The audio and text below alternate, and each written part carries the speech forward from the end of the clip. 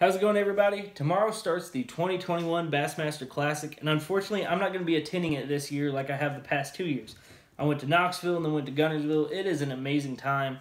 If you've never been, I highly recommend going. I mean, it's like truly, if you love the sport of bass fishing, it is like the greatest thing ever. But yeah, so I'm not attending it this year. It's been hard for me to get excited for it with me not attending it. Like last year, I did a thing I call Classic Week on my Facebook.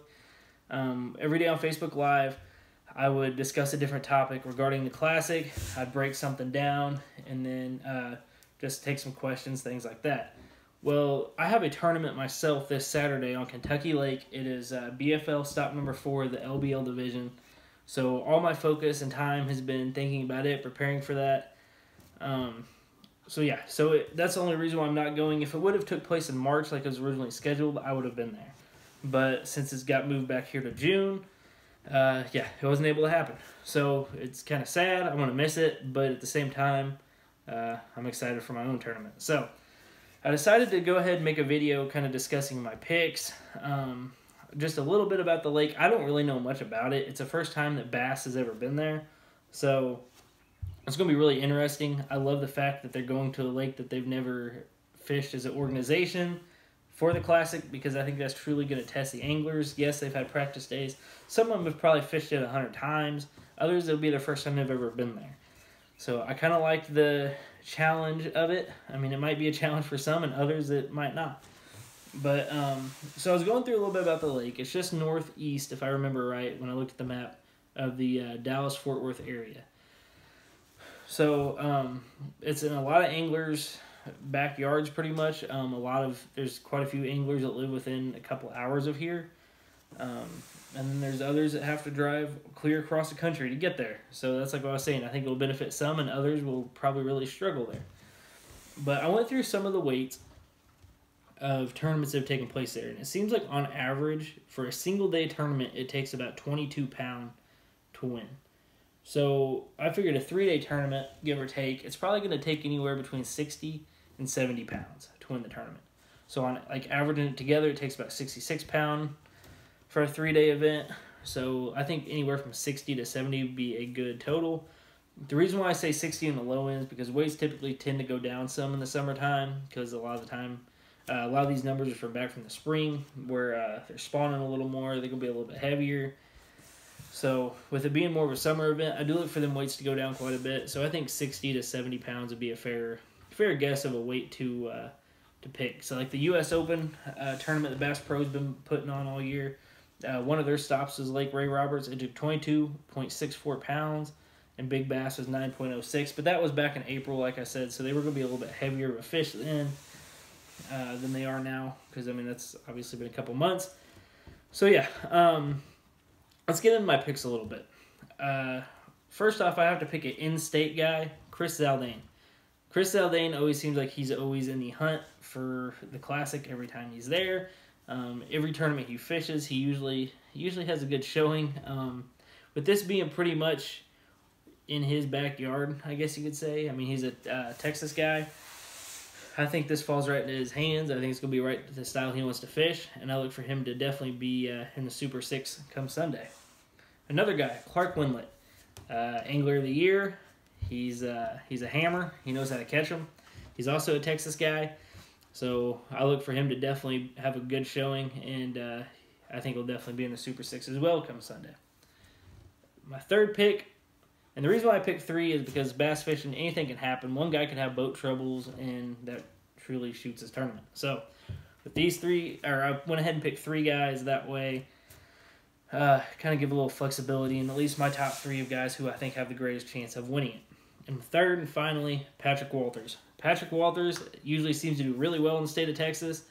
It seems like he does really well in any state that he goes to. So he's always one of them guys that his name should definitely be in the mix somewhere when all the dust settles and this thing's over.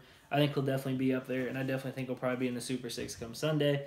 So those 3 guys there, Zaldain, Wendlandt, Walters, I think those are 3 guys that definitely need to keep an eye on and watch. A couple other things I want to mention. I actually have a guy that lives just a couple miles from me who is going to be fishing in the Classic. Trevor McKinney, he won the Bassmaster College bracket, so he got the opportunity to represent McKendree College and fish in the 2021 Bassmaster Classic. That is a big deal for this area. It's a shame because I don't think some people in this area realize how big of a deal it truly is. Everyone in the bass fishing world obviously gets it, but just like his hometown, things like that.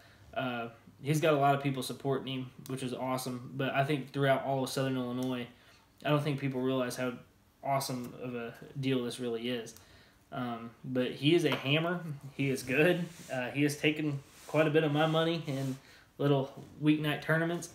So I look for him to actually have a really good showing, and I think it could be one of the better showings of a college angler in the Bassmaster Classic. I know just from going off of some of his social media posts he's been posting during practice and things, it looks like he's had a pretty good practice and he's on them. So if he can be on them in the when it comes time to when it counts, I think he'll have a good showing. And something else I want to know is too, or mention, I should say, something else I want to mention. Chad Morgan-Taylor is also an angler who is originally from Southern Illinois and has moved away. Actually, he went to the same, or lived in the same town that my wife Marissa lived in for a while. So it's kind of cool. We got two basically homegrown guys right here from Southern Illinois that's going to be competing in it. Just another guy to mention, Roy Hawk. Roy Hawk is also from Southern Illinois, even though he ain't fishing the Classic. That's another big pro angler from this area. And then another little tidbit here, has nothing to do with the Classic, but Brendan McCord is another angler from this area who's had great success. He won the BFL All-American here a couple years ago. So we've had some hammers come out of this area, and that's one reason why I feel like Trevor or even Chad are going to have a great opportunity of possibly winning this thing, because it seems like any guy who has success here in Southern Illinois does really well elsewhere. So I'm trying to think if there's anything else I want to cover. I think that's really about it. Like I said, it's hard for me to get into it as much this year as years past just because I'm not going to be there. So I've been focusing so much on my tournament coming up that it's been hard for me to focus on the Classic. I'm definitely going to watch it, definitely going to follow it. Obviously not when I'm in the boat Saturday, but Saturday after I get off the water and all day Sunday, I plan on following it really closely. And if you're watching this and if you live in the Dallas-Fort Worth area and you've never been, please go and attend this thing. It is amazing. The booths that are set up, the pros that you get to meet and interact with. I don't know how they're doing things with COVID. From my understanding, the state of Texas is completely wide open. So hopefully you get to experience it to its full potential. And I hope that they even do something extra to make it the best Classic ever and make it a memorable event like no other. So I got to watch the red carpet show last night, and it seemed like they're kind of going all out. I know they've got like the Champions Dinner and all that stuff, all the media stuff they have to do today.